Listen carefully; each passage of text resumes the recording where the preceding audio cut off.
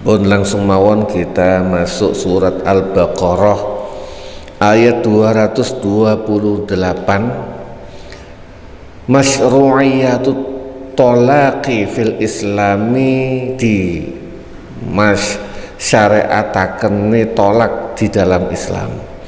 Qala Allah Ta'ala, Gusti Allah Ta'ala dawuh, wal mutallaqatu utawi pira-pira wadon kang den talak iku yatarabbasna nunggu sapa mutallaqat bi anfusihinna kelawan awak dhewene. Mutallaqat salasata quru ing telung quru. Langsung ke makna mufradatnya. Quru, apa sih quru itu? Quru itu jam'u qar'in, jama'i lafat qar' bil fathi, bisa dibaca di fathah qar'in wadhammi lan di dhamma qur'in.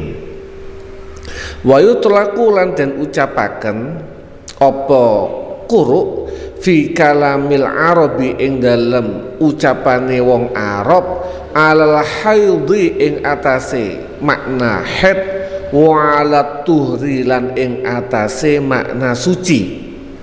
Fahuwa mongko quru iku minal ardadi saking pira-pira lafat kang duweni makna yang berlawanan. Quru itu menarik dalam bahasa Arab, lafate podo tapi maknanya berlawanan. Di dalam bahasa yang lain koyo enggak nemu, kadosi sepertinya tidak nemu. Contoh wedi, bahasa Jawa. Wedi niku bisa dimaknani pasir, bisa dimaknani takut. Tapi kan jauh. Untuk bahasa Arab quru bisa dimaknani suci, bisa dimaknani haid, sesuatu yang berlawanan. Qala dawuh fil qamusi sapa musannaf fil qamusi ing dalam qamus, wal qar'i utawi lafat qar' bil fathi kelawan den fathah, wa yuzammu lan den dhamma iku al haidu haid, wa tuhru lan suci, wal waktu lan waktune haid, bukan haidnya tetapi waktunya haid. Wa aqra'at, ketika wa aqra'at lan aqra'at sapa wong wadon iku maknane haidot tegese haid, wa toharat lan suci. Wa jam'ut tuhri lan jamae lafat qara jika bermakna suci iku quruun quru. Wa jam'ul haidhi lan jamae lafat qara dengan makna haid iku aqraun aqra. Lafate dasari sama qara. Jika dimaknai dibaca quru dijamakkan seperti ini, wal mutallaqatu yatarabbasna bi anfusihinna salasata quru, itu dimaknai 3 kali sucian. Tetapi jika jamaknya aqra maka 3 kali haidan. Nanti saya belum baca sampai akhir, tapi nanti bisa dibahas sedikit-sedikit. Wa aslul qur'i utawi asale lafat qur', makna asale iku al ijtima'u kumpul. Wa sumyalan den arani apa al haidu haid Qur'an ing qur'.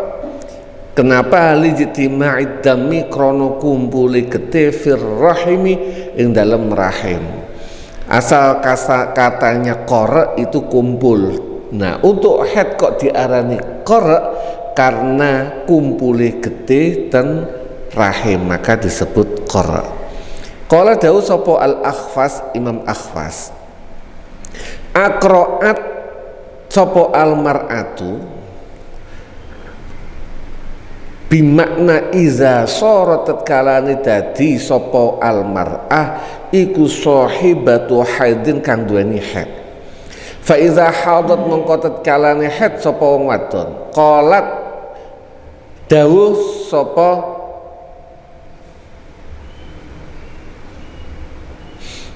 ini kalau enggak salah di kitab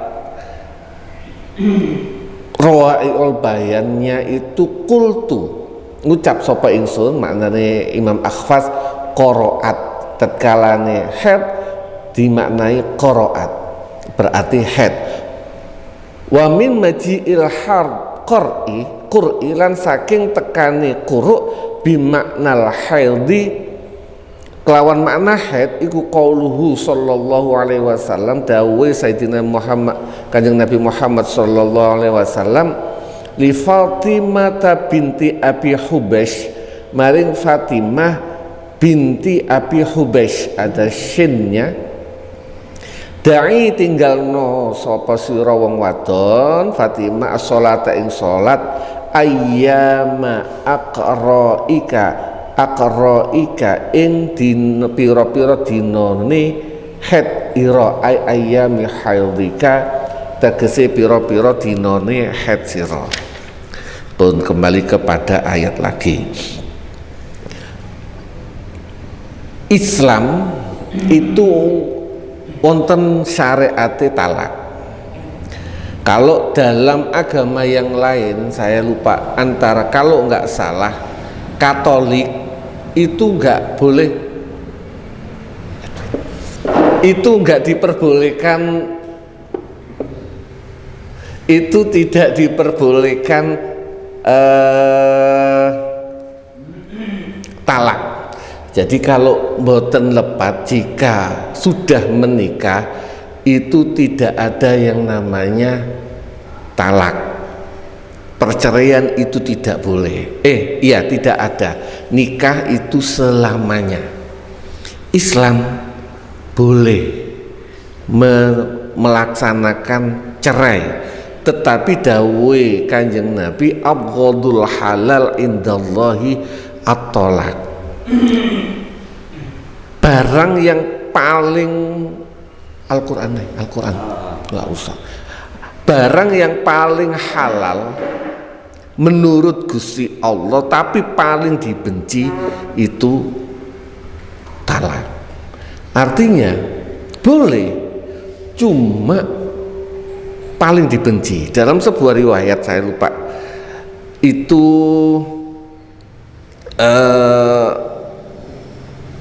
kisah para sahabat atau apa, ketika seseorang, jadi gini,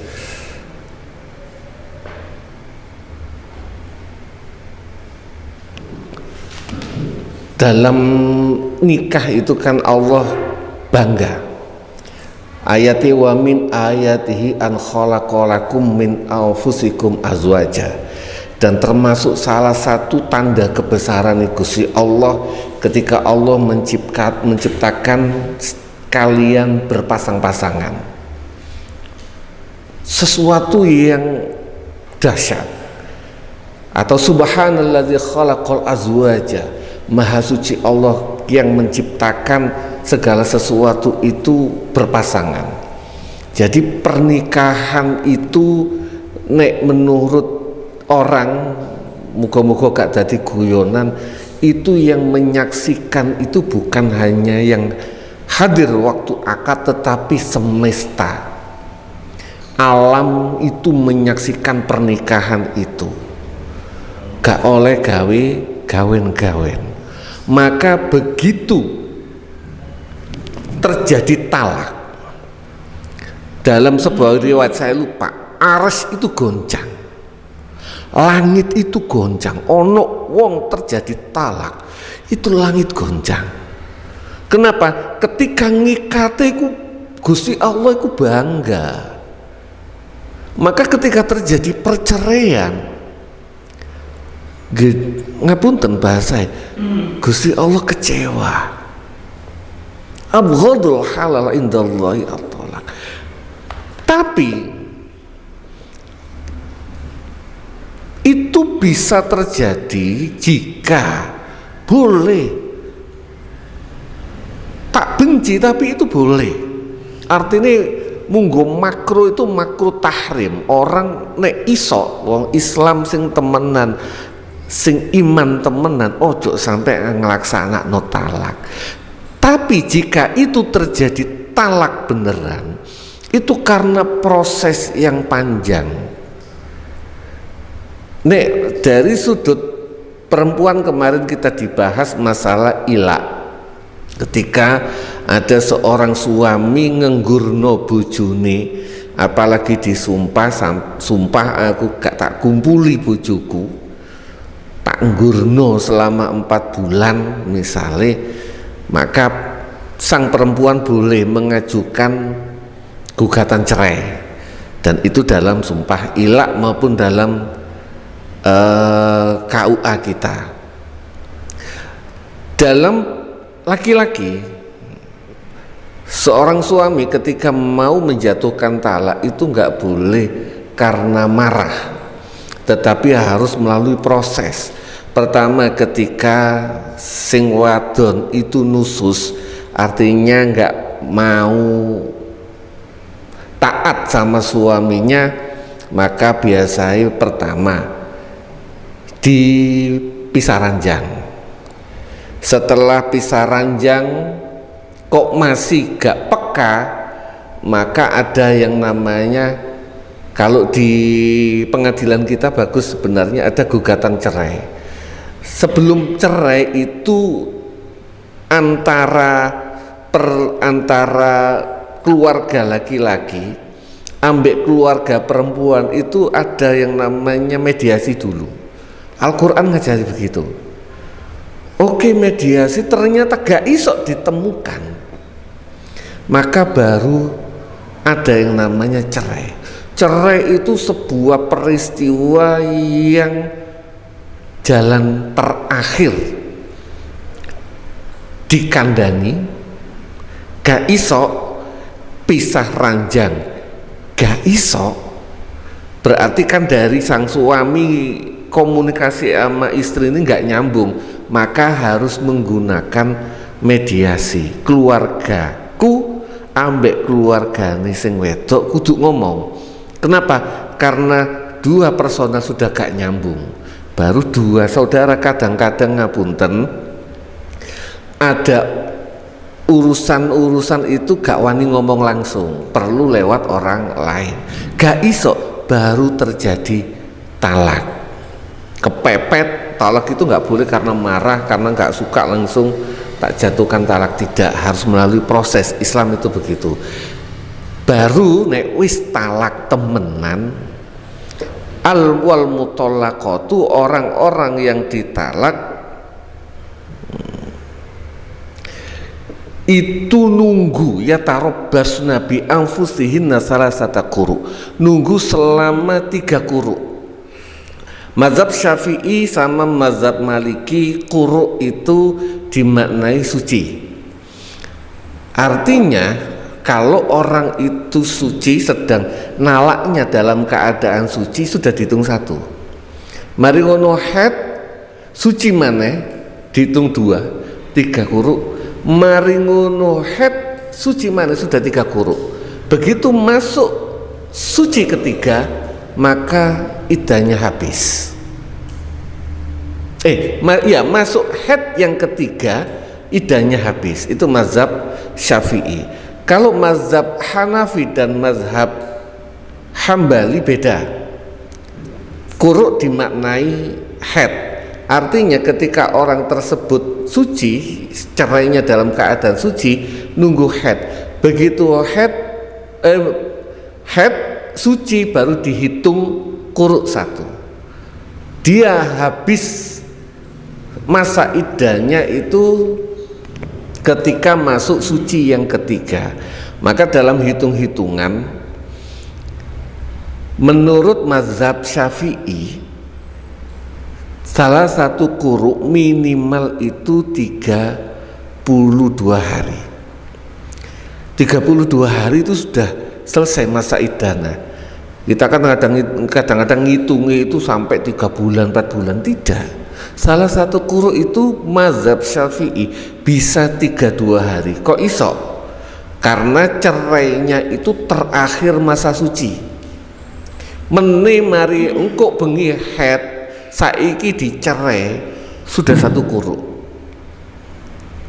Jadi cuma 32 hari mazhab Syafi'i. Mazhab Maliki itu 30 hari. Yang paling banyak itu mazhab Hanafi 60 hari karena dihitung dari masa haid salah satu quru. Bon. Ini yatarabbasna bi anfusihinna salah satu quru. Wala yahillu lahunna, wala yahillu lan ora halal lahunna maring mutallaqat apa ayyaktumna yento merahasiakan, nyimpen ngerahasiaaken sapa mutallaqat ma ing barang khalaqa kang wis ciptaaken sapa Allahu Gusti Allah fi arhamihinna ing dalem pira-pira rahimi mutallaqat. Selama masa iddah, wanita itu nggak boleh, harus jujur intinya apa yang ada di dalam rahimnya. Kenapa? Karena salah satu hikmah adanya iddah adalah ben jelas wong wadon iku sedang hamil atau tidak. Maka proses 30 hari secara hitung-hitungan kedokteran, nanti mungkin Ustaz Zain lebih paham, sel sperma 30 hari itu sudah mati. Lebih dari 30 hari sel sperma yang ada di dalam rahim atau apa, kalau nggak jadi itu sudah mati 30 hari. Maka inilah yang digambarkan sama Allah, harus iddah. Karena mungkin ada waktu itu, di waktu nyantri kan sempat ada pertanyaan, saiki lah zaman wis modern, nah, melalui kedokteran apa nggak bisa dicek langsung sehingga nggak perlu masa iddah? Nggak begitu juga, karena sel sperma sangat kecil, tidak bisa dideteksi. Tidak bisa dideteksi karena sel sperma ini bisa jadi belum membuahi tapi masih hidup. Baru ketahuan setelah kurang lebih minimal salah satu quru, yaitu minimal 32 hari. Ini batas minimal. Umumnya yaitu tadi kurang lebih 60 hari umumnya. Bon, salah satu quru. Dan wanita, kembali, wanita itu nggak boleh merahasiakan. Nek pancene haid yo haid, nek wayahe suci yo suci, nek hamil yo hamil. Karena dari haid bisa ketahuan dia sedang hamil atau tidak. Maka orang ketika sudah 3 kali haid atau minimal 2 kali haid, secara logika selain sel sperma tadi sudah mati, logikanya berarti sudah 2 kali haid otomatis nggak hamil. Lah problemnya nek gak haid piye? Nek gak haid dia suci dalam orang normal tapi gak haid, baru dihitung salah satu asyurat. Ini orang normal yang haid. Yang gak haid anak kecil di bawah umur, kan ada orang menikah di bawah umur yang belum haid ada, atau sudah menopause yang sudah tidak haid ada. Itu iddahnya tidak salah satu quru tetapi salah satu asyhurin, 3 bulan. Proses untuk ngecek agar sampai jangan sampai engko mari cerai duwe anak sapa. Maka iddah itu salah satu fungsinya, salah satu hikmahnya adalah itu. Ingkunna lamun ono sapa mutallaqat iku yu'minna iman sapa mutallaqat billahi kelawan Gusti Allah wal yaumil akhir lan dina akhir. Ditekankan ambek Gusti Allah. Nek awakmu percaya ambek Gusti Allah lan dina akhir alias iman temenan, wong nek wedi hari akhir iku gak wani goro, terutama masalah ini, masalah rahim ini. Ojo sampai karena faktor materi, misalnya dheweke itu hamil, begitu satu mari dicerai gak head. Begitu dia nggak head, pakai test pack, sebenarnya hamil, tapi ngomong aku head. Sing ngerti head kali mboten niku lak giwang wedok dhewe, masa bojone melok ungkrek-ungkrek. Yang pengakuan yang diukur adalah pengakuan sang istri. Aku tadi head, padahal ada apa tadi? Sedang hamil, atau dia nggak head karena mungkin tiang istri itu kalau sedang stres, capek dan sebagainya itu nggak head, ngaku head. Karena kalau menggunakan iddah salah satu kuruk tadi cuma bisa 1,5 bulan, kalau dia tidak head bisa 3 bulan. Mergo wis ono sing ngantri bilang aku manghead, cek cepet idai mari ngono kawin maneh. Itu nggak boleh. Nek awakmu wedi ambek siksa dina kiamat, ngomong sing jujur, bahasa kasaran ngoten.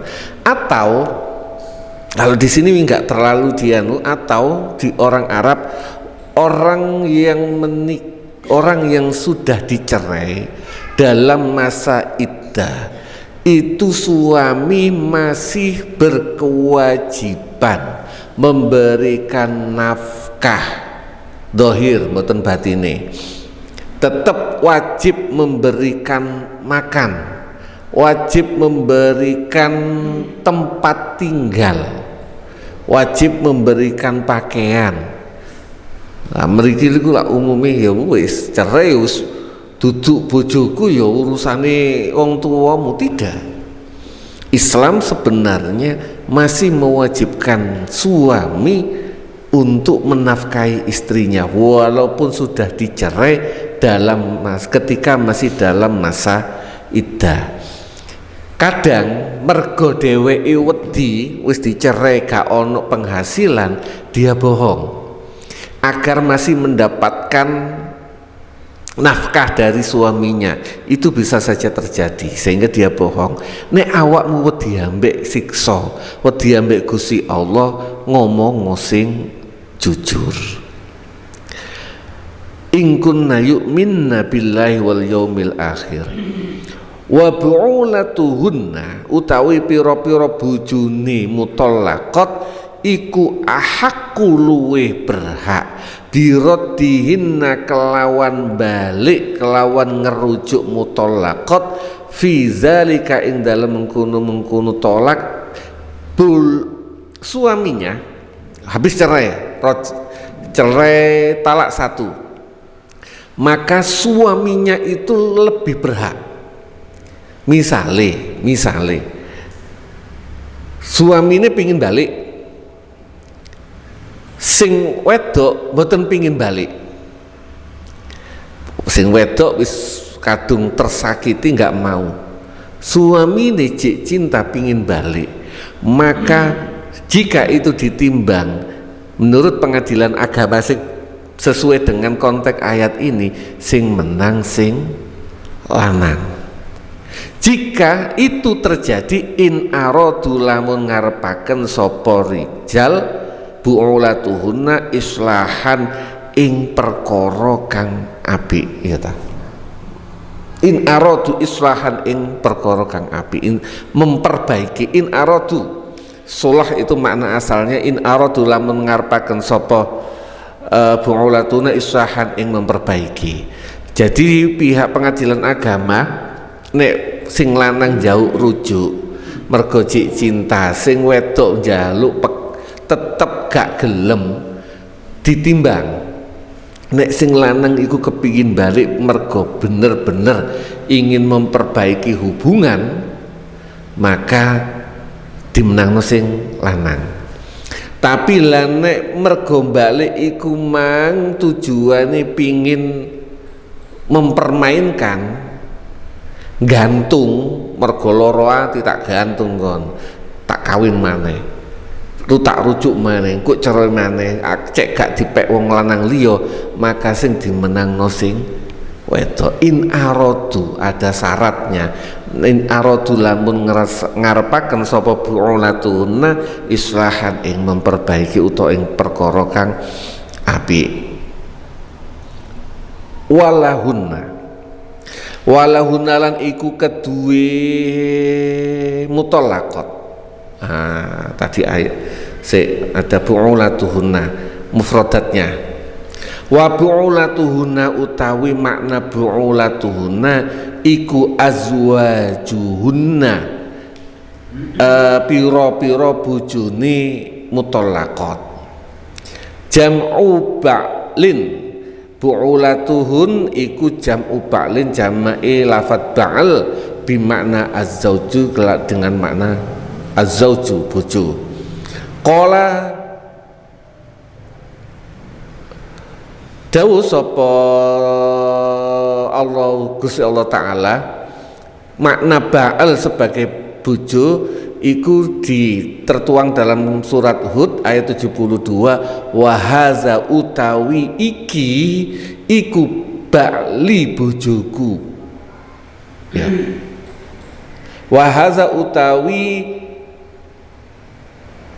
iki, wa haza ba'li utawi iki bojoku iku syaikhon, gak mungkin.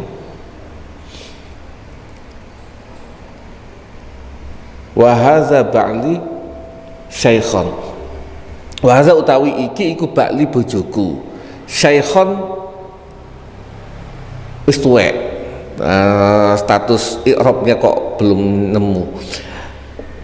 Ini kalau enggak salah kisah Nabi, bisa Nabi Ibrahim, bisa Nabi Zakaria. Ketika ini Nabi Ibrahim, iya tentang Nabi Hud. Berarti Nabi Ibrahim ketika dua malaikat itu mau menghancurkan kaumnya Nabi Lut, mampir dhisik nang Nabi Ibrahim, memberikan kabar gembira, wahai Ibrahim, awakmu diluungkas ape duwe anak yang kedua, yaitu Nabi Ishak. Nabi Ibrahim berkomentar, bojoku wa haza ba'li syaikhon, bojoku wis tuwek, kurang lebih itu maknanya. Wal mar'atu utawi wong adon, lafat mar'a iku ba'latun, ba'la. Wa aslul ba'li utawi asale lafat ba'al iku as-sayyidu tuan atau al-maliku wong kang miliki, yuqalu dan ucapakan man ba'lu hazihin naqah, utawi sapa iku tuane utawa sing kang duweni unta iki, ai man rabbuha utawi man utawi sapa wong iku rabbuha tuane unta, waman utawi sapane wong iku sayyiduha tuane unta.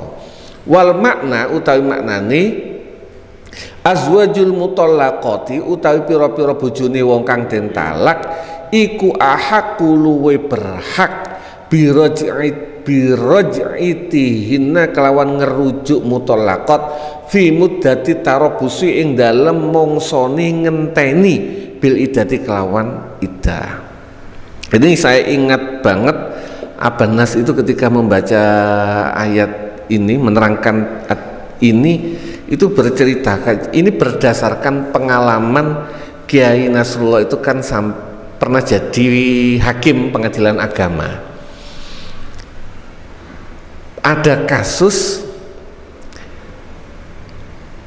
setelah terjadi memutuskan perceraian, sing wedok iku matur nang Abah,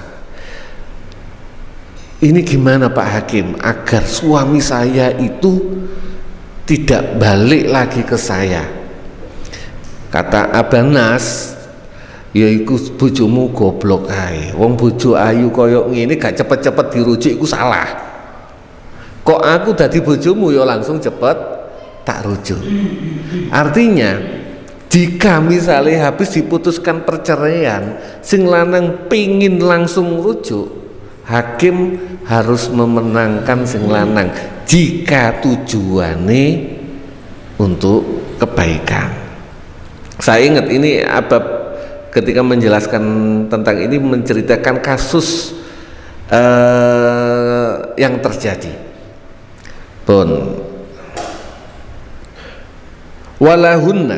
Walahunna lan iku manfaat maring wong wadon mislallazi kaya dene perkara alaihinna kang melarat ing atase wong wadon bil ma'rufi kelawan perkara kang apik. Walahunna ini manfaat itu maksudnya kalau dalam makna walahunna lan iku wanita mempunyai hak yang berarti kewajiban suami seperti mereka mempunyai kewajiban sama-sama dalam rumah tangga. Suami istri itu dua-duanya punya hak dan kewajiban, tujuannya untuk kebaikan. Gak wong lanang iku gak oleh rumangsa bojo iku kaya pembantu. Wes bojoku kok kudu nurut. Umume dalam beberapa kasus perempuan itu pokoknya kudu nurut nyel. Sing lanang gak nafkahi, lah iku gak imbang. Ada beberapa kasus sing lanang nuntut tapi nuntut haknya tapi kewajibannya tidak dipenuhi. Nuntut sing wedok kudu nuruti, nyiapno kopi, nyiapno daharan dan sebagainya. Nafkahi mboten, kongkon golek utangan. Ini kok nuntut haknya tetapi tidak mau memberikan kewajiban, tidak melaksanakan kewajibannya dalam rumah tangga. Walahunna wedok itu, dan ini dikedepankan, perempuan itu mempunyai hak lebih dulu. Walahunna mempunyai hak mislul lazi alaihinna, seperti dia juga mempunyai kewajiban bil ma'rufi kelawan kang apik.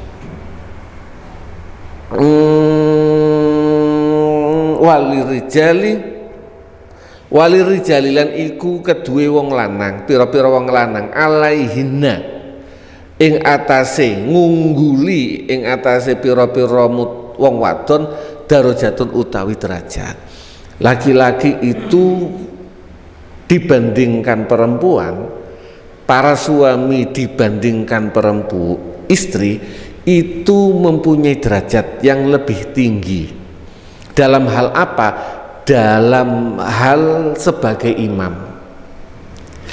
Laki-laki itu pasti lebih tinggi dalam hal sebagai imam.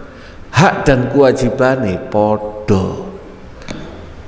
Ini dua-duanya di ayat sebelumnya tadi, dua-duanya ini sama. statusnya. Laki-laki mempunyai kewajiban, perempuan mempunyai kewajiban. Laki-laki mempunyai hak, perempuan mempunyai hak. Dua-duanya sama, tetapi ditekankan sama Allah, walir rijali. Laki-laki mempunyai posisi lebih tinggi sedikit dibandingkan perempuan. Karena apa? Karena laki-laki harus sebagai imam. Kenapa itu antarane laki, kemarin kita bahas laki-laki itu mempunyai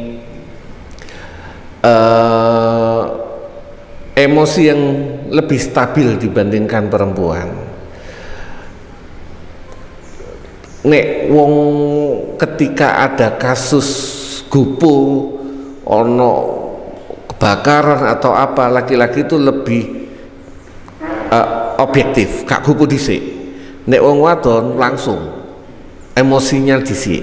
Itu diantaranya.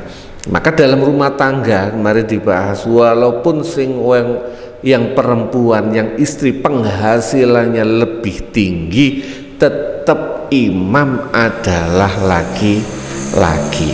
Gak oleh rumangsa wong wadon penghasilannya luwih gede terus sing dadi imam wong wedok. Kisah nyatanya adalah Kanjeng Nabi Muhammad Sallallahu Alaihi Wasallam ketika menikah dengan Siti Khadijah, sing sugih Siti Khadijah.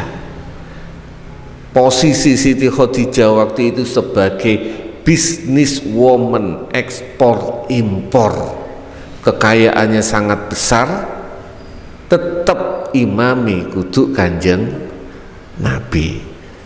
Maka di sini ditekankan walir rijali alaihin darajah. Darajah itu maknanya apa? Ad-darajah itu utawi darajah fil lughati ing dalam bahasa iku al manzilah, posisi, ar-rafi'atu kang dhuwur. Laki-laki mempunyai posisi yang lebih tinggi. Qala ta'ala, dawuh sapa Gusti Allah Ta'ala, hum darajatun indallahi. Hum utawi, saya nggak ngecek ini siapa para nabi, darajatun utawi piro-piro derajat indallahi munggu Gusti Allah Ta'ala. Wa sumiyat lan den arani apa darajatan ing derajat tasbihan krana nyerupaaken laha maring darajah bidaraji kelawan ondo tangga alladzi yartaqi kang munggah bihi kelawan daraj sapa wong bihi kelawan daraj ila sathi maring atap. Disebut derajat itu, derajat makna dasarnya itu ondo. Kalau ada orang lebih tinggi satu derajat, itu sama dengan dia naik terus. Maka sama dengan ini saya ulang lagi, walaupun ngapunten ada termasuk saya agak lalai. Sholatul jamaati khairum min sholatil fardhi bi sab'ati wa isrina darajah. Bedane sholat jamaah kalian sholat ijen itu 27 derajat, boten kali, tingkatan. Derajat itu bukan kali. Jadi jangan samakan bedane 27 kali sholat ijen ambek sholat jamaah itu 27 kali, boten. 27 derajat, 27 kali tingkatan. Monggo ditingkatkan derajat ini bisa jadi selisihnya bisa puluhan ribu. Selisih ini sholat jamaah kali sholat ijen bisa jadi puluhan ribu kali bedanya. Nek diarani 27 kali salah, 27 derajat. Nek saged anjene kudu sholat jamaah. Kalau nggak bisa di masjid karena telat, diusahakan sholat jamaah di rumah sama istri atau anak. itu tadi bedanya 27 derajat, bukan 27 kali.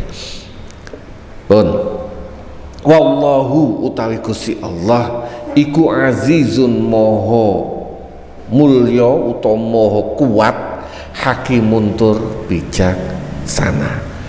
Pun kebetulan kita ketinggalan, jadi mboten kata-kata.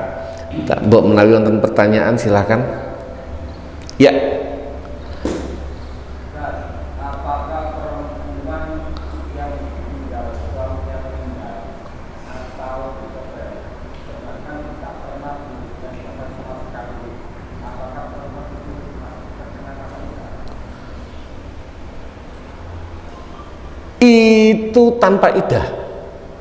Tanpa iddah. Orang saya lupa. Ya nggak ada iddah. Orang yang meninggal atau diceraikan sebelum berhubungan itu tidak ada iddahnya. Mari dicerai langsung kawin maneh boleh, tapi yo gak pantes. Misalnya nggih, monggo. Karena itu katanya masa indah itu 3 kali suci ya. Tapi ini pengalaman dari ada teman saya. Itu dia itu hamil tapi masih hamil tapi masih maksudnya gini, dia itu nggak tahu kalau hamil karena masih. Nah itu tahun-tahunnya dia hamil kasus seperti ini Ya berubah, pindah masa iddahnya jadi kan pada saat itu kan belum tahu ada kan sudah melampaui masa iddah. Secara hukum gimana? Berarti perceraiannya batal. Oh, perceraian tetap jadi. Perceraiannya tetap jatuh. Tetap jatuh. Loh, maksudnya begini, dia itu hamil tidak tahu kalau hamil karena dia masih head. Dipikirnya setelah 3 bulan dia nggak hamil, tapi ternyata dia hamil. Iya. Katakanlah sudah 4 bulan, padahal masa iddah itu sudah lain. Itu loh maksud saya. Iya, talaknya tetap jatuh, masa iddahnya yang berubah.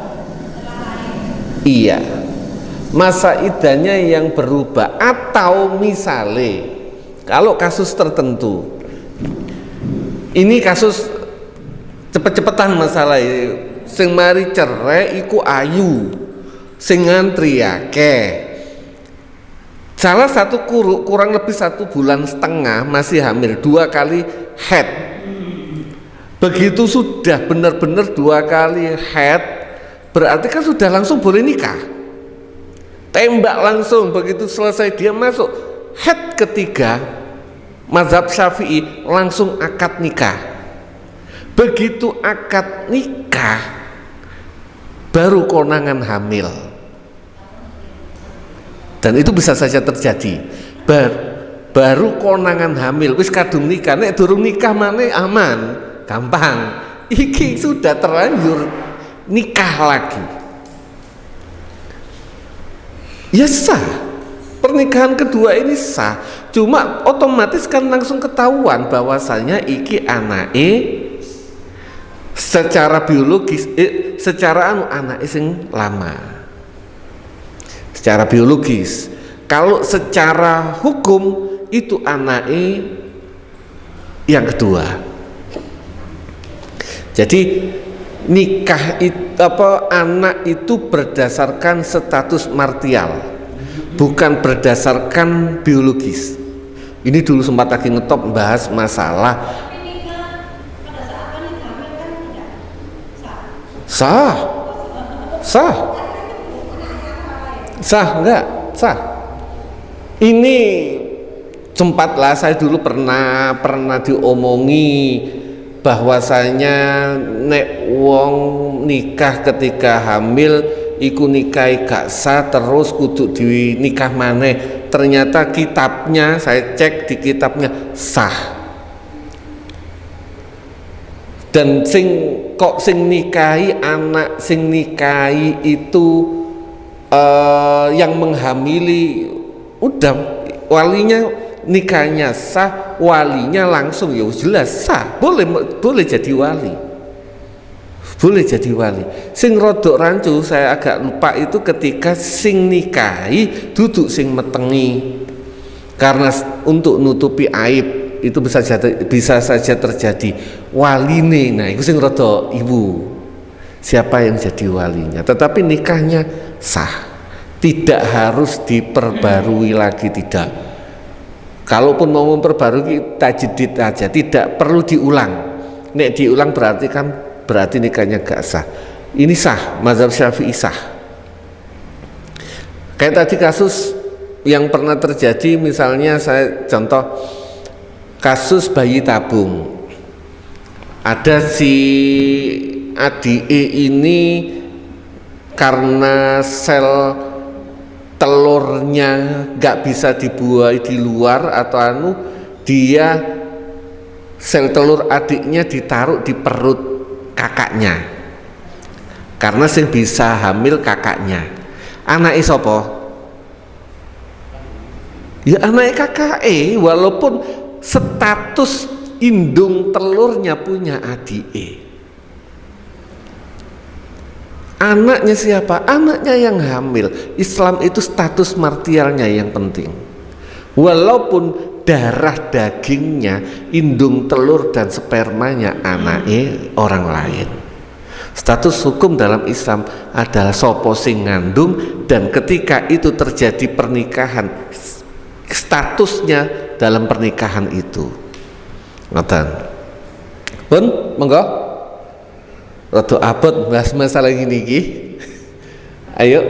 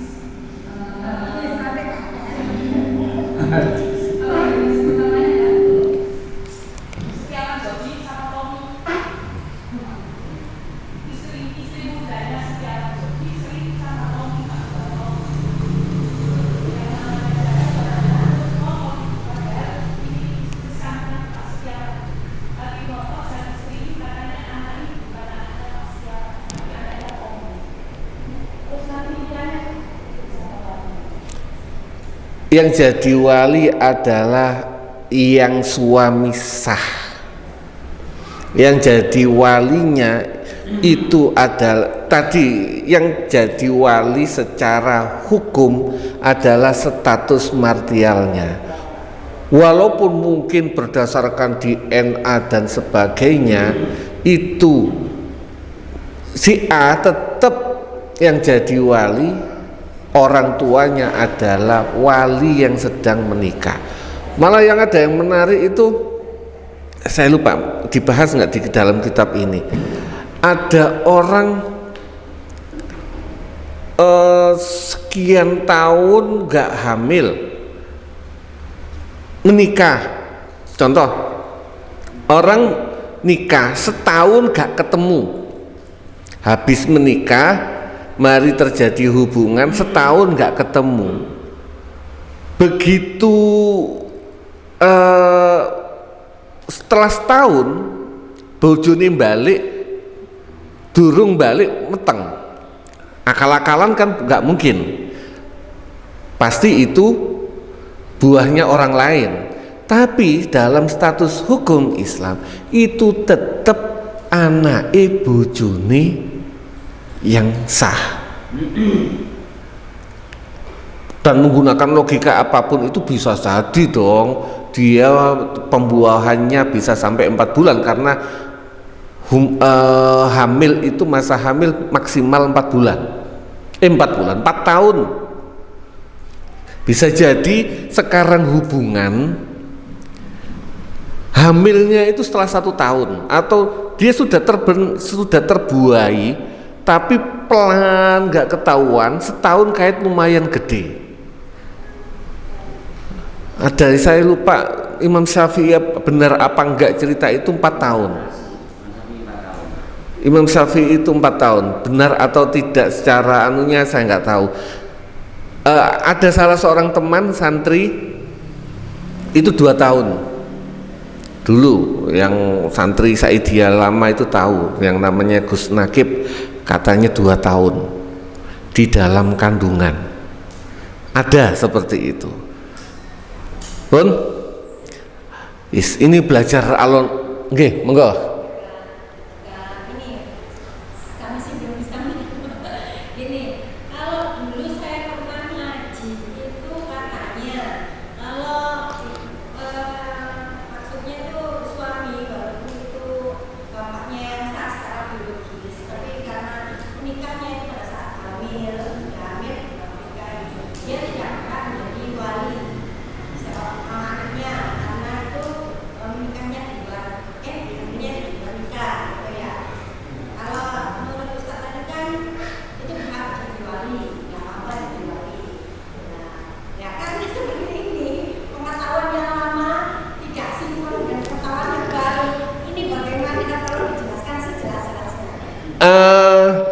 Gini aja, PR minggu depan pengajian selanjutnya saya baca teksnya. Karena kalau misalkan jadi wali itu ada yang bilang nanti akan ada apa zina turunan. Ya. Ada istilah zina turunan. Saya juga berkali-kali dari saya pengetahuan saya yang lama sama seperti itu. Pengetahuan saya yang lama berdasarkan ilmu katanya nggak sah dan nggak boleh jadi wali, ilmu katanya. Tapi saya cek di kitab boleh, biar enak. Kalau sekarang buka, saya kalau nggak ada waktunya, kelamaan buka.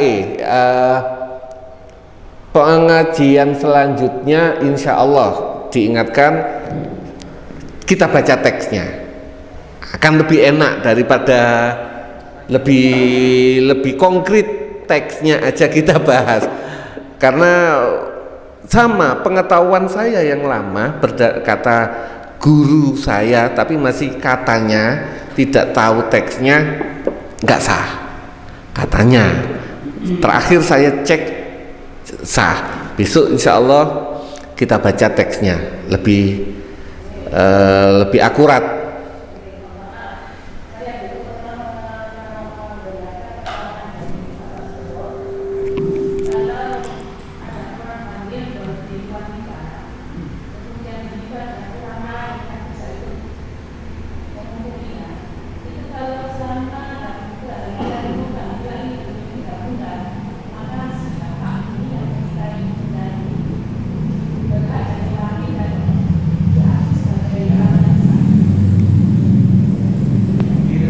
Ya,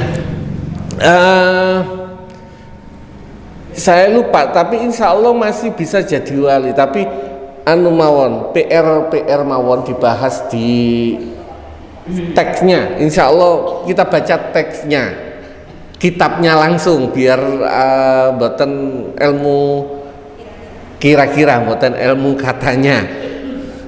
Ya, ngapunten, lebih enak ilmu pasti. Kitabnya apa, dasarnya apa, langsung kita bisa bertanggungjawabkan di kitabnya. Nah, saya punya PR kemarin masalah kafaratul yamin.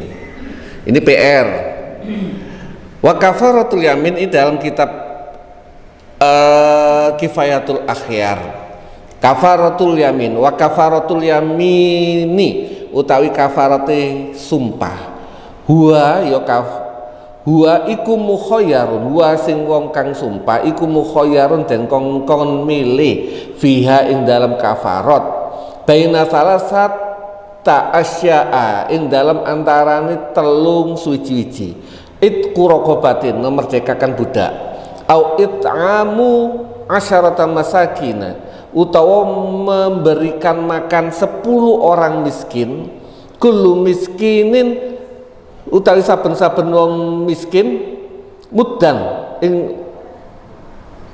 ing sak mud au kiswatuhunna utawa memberikan pakaian sauban ing sak baju fa illam yajid fasyamu salasati ayam fa illam yajid mongko lamun ora nemu sapa wong fasyamu salasati ayamin mongko poso 3 dina. Kafarul yamin banyak orang potong kompas. Aturan nih pertama merdekakan budak nggak ada, oke. Kalau nggak bisa memberikan makan orang miskin 10 orang miskin, 1 orang miskin 1 mud. 1 mud itu berapa sekarang? Ya kurang lebih setengah kilo ya, 6 on ya, 6 on. Memberikan makan kurang lebih 1 mud atau membelikan baju bukan celana atau tapi memberikan baju 10 orang. Kalau nggak ada baru puasa 3 hari. Ada yang potong kompas langsung poso, itu menurut ini nggak boleh. Milih dhisik ngelui panganan orang miskin atau memberikan baju. Nek gak duwe duit baru puasa. Jangan langsung puasa, itu menurut kitab ini nggak boleh. Bahkan ini kalau nggak salah dasari ayat Al-Quran. Ada dasarnya, tapi saya nggak baca ayatnya, tetapi itu berdasarkan ayat Al-Quran. Itu kafaratul yamin. Terus PR lagi, saya banyak PR ya. Minggu kemarin itu satu kali makan, tapi 10 orang dengan 1 mud ya, memberikan makanan 1 mud lah 60 1 kilo lah kurang lebih, berarti cuma 10 kilo ya. Iya. PR yang kedua, iya, memberikan makan, bukan memberikan beras. PR yang kedua saya punya PR, ya.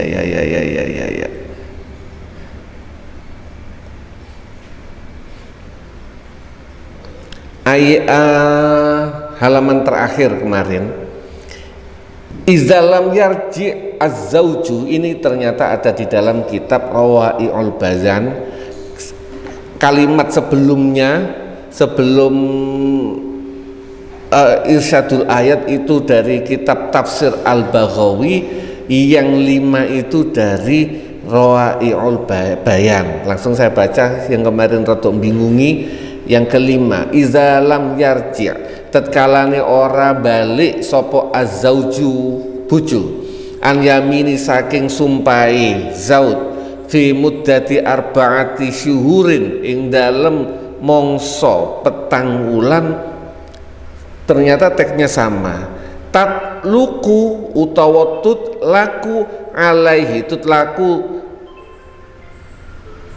tatluku dadi lepas atau tutlaku den talakaken alaihi melarat ing atase zaud sapa zaujatuhu bojone zaud. Jadi kenapa bahasa ini agak kemarin kita rancu, karena sebelumnya kitab Tafsir Al-Baghawi, Tafsir Al-Baghawi itu redaksinya mengikuti kitab tafsir kuno klasik, sehingga ketika balik ke ini tafsir ala modern bingung. Tatluku itu ya tatluku itu maknanya lepas, Tatluku alaihi zaujatuhu, bojone itu otomatis lepas, tidak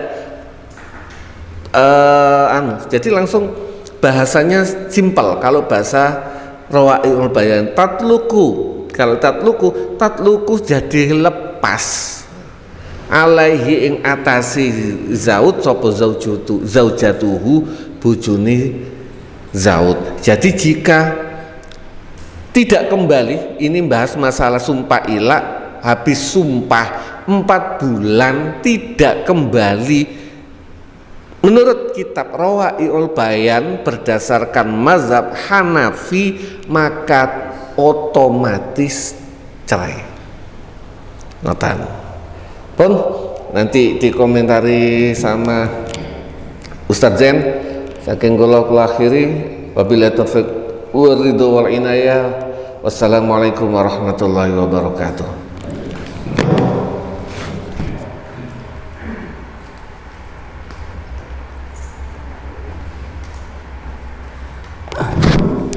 Alhamdulillah, muga-muga minggu ngarep iso banyak pencerahan, karena bab tolak, bab nikah memang hari ini sangat rawan ya. Dan sekali lagi memang kejeniusan Imam Syafi'i terbukti. Imam Syafi'i kan memberikan batasan minimal hamil dan maksimal hamil, seperti batasan minimal haid dan maksimal haid. Itu ternyata menjadi dasar hukum penentuan kapan atau bagaimana yang hari ini dipegang oleh petugas-petugas KUA, sehingga makanya kata nikah mesti delok tanggal kelahirannya ambek tanggal nikahnya bapaknya, selalu dicek itu.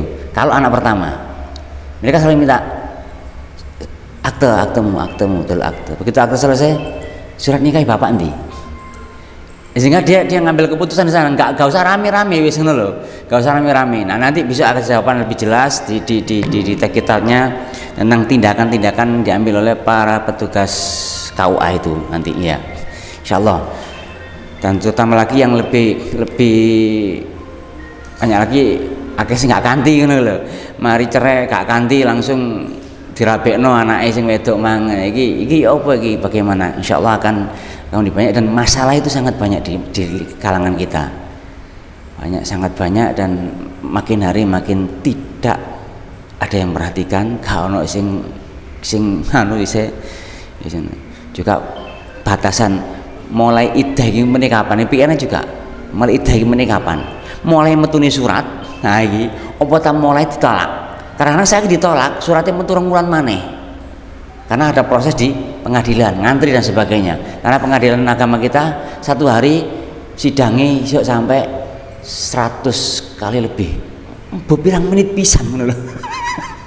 100 kali satu hari, ada 3 ruangan, ada tiga ruangan sidang satu hari, sampai satu ruangan 30 kali nggih.